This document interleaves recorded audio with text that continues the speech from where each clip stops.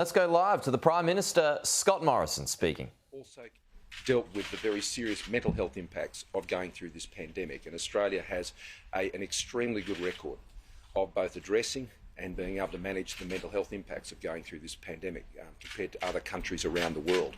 As we know, in Australia, we have one of the lowest death rates from COVID of any country in the world.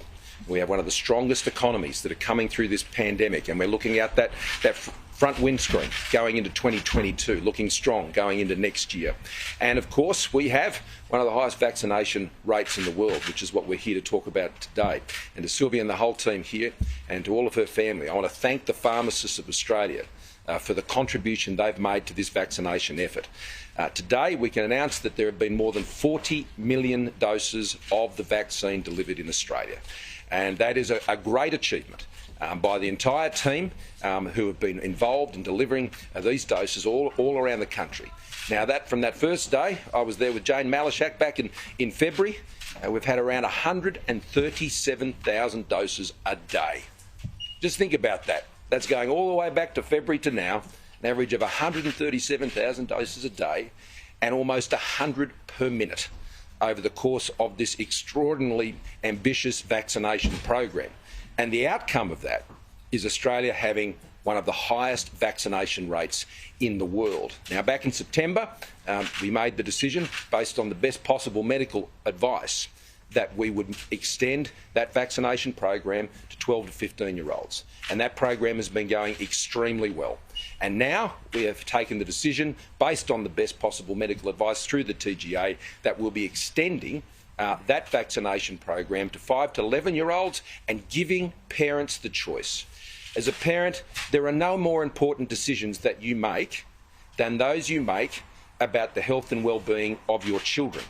And we want to make sure that we have been one of the first countries in North America, in the United States and Canada, having observed their experience and looked at their results, to be able to move to vaccinations for 5 to 11-year-olds. Now, that will start on the 10th of January, and Greg Hunt and Professor Murphy will take you through the steps that we need to take between now and then. We'll be briefing Premiers and Chief Ministers on that further today when we meet this morning.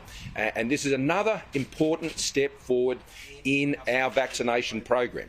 Now, the other point I'd want to encourage all Australians about, and that is to go and get your booster shot. Now, I've had mine. That booster shot is very important. We had a bumper day of boosters. It was over 30,000 just yesterday, I think it was, Greg, is that right? Over 30,000 yesterday. So I want to encourage Australians, you're eligible for your booster, go and get it.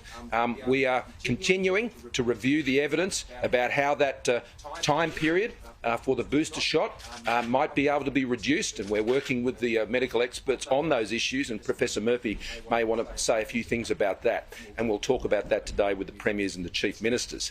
But to all those 5 and 11-year-olds, those brave 5 and 11-year-olds, they'll come to places just like here with Sylvie and the whole team, and pharmacists and GPs and around the country, and they will now join this program, which is help keeping Australians safe. The fact that we've achieved such a high rate of vaccination means we can look into 2022 with confidence. And even though other strains come, as we've seen with Omicron and Delta and others in the past, what I do know is Australia is set up to live with this virus, to live together with this virus. And as we're seeing Australians come together as we get into Christmas, only one state now has to get past that 80% mark in Western Australia, and they're not far away. They're only a few days away.